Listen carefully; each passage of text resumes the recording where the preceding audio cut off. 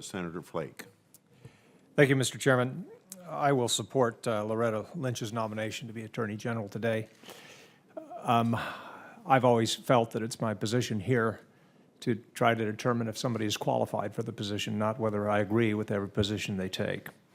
I don't agree with every position that she put forward. I disagree with the President's executive action, for example, and she thinks that it was reasonably put forward.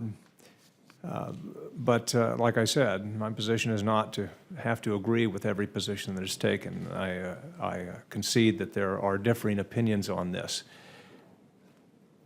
But I think that she is eminently qualified, and anybody who has met with her and attended the hearings where she came forward had to be impressed with her background and experience. And I've been particularly impressed with the opinion of her by those who have worked with her in the past, and that has been uniformly positive. So I will support her. Now, there is one issue that has come up since with regard to this executive action. On February 17th, Judge Hanson of the Southern District of Texas ruled that, well, he issued an order temporarily enjoining this action from going forward.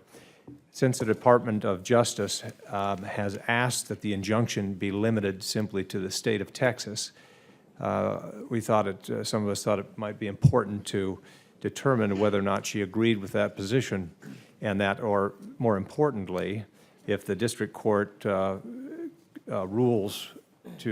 circuit court rules to keep this injunction, whether she at the Department of Justice would abide by it. And so myself and Senator Hatch and Senator Graham sent a letter to Ms. Lynch and asked following questions: will you commit to follow the district court's injunction against the implementation of President Obama's November 2014 executive action until the injunction is either lifted or stayed by the Court of Appeals or the Supreme Court? Number two, will you commit to follow the district court's injunction as it is worded, specifically as it applies nationwide and not limits its application to the state of Texas unless the Court of Appeals or the Supreme Court limits the scope of its jurisdiction? Her answer to us was, this is in response to your letter of February 25th, with respect to the preliminary injunction entered in by the District Court of the Southern District of Texas regarding the President's executive action on immigration. The answer to both of your questions is yes.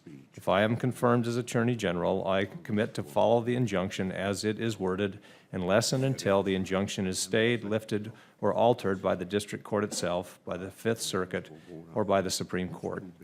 I'd like to enter the full text of the letter and the response into the record without objection, if it is. I'd ask to enter the full text of the letter. Without objection, so ordered. Thank you. And the response. But to those of my colleagues who have been critical, and as many of us have, some of the actions that the Department of Justice has taken under the current Attorney General, I would simply note that the longer that this nomination is held up, the longer that the current Attorney General and the Department of Justice stays in place. So I, at this time, I'm pleased to support this nomination. I would encourage my colleagues to do the same. I appreciate the Chairman for giving me time. Senator